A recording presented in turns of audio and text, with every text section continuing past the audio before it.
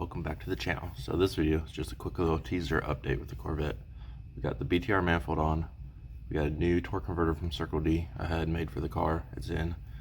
I've done a couple of pulls on the street. The converter definitely hits a lot harder. Before the converter would hit around, from like a low roll, the converter would flash like 42, 4500 and then pull.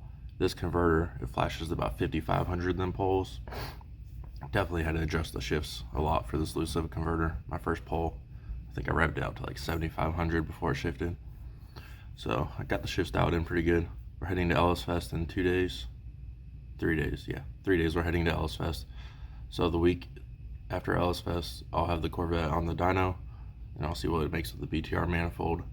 And I might, depending on how much time I have, I might do a field test between like Pump E85, VP, C85, Ignite Red, VP MS109, and then normal 93, so people can see on all motor car what kind of gains they can expect with that fuel.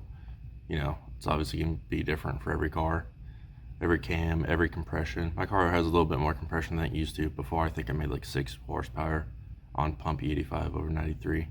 So here's that video.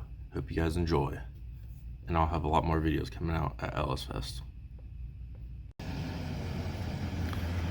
6:30 in the morning Saturday. We're heading up to the shop to take the car up there.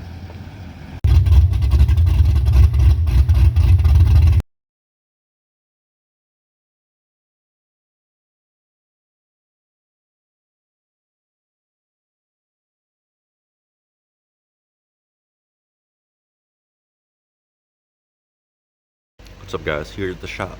You see the car. Gonna get the car loaded up, take it home. Got a new converter put in.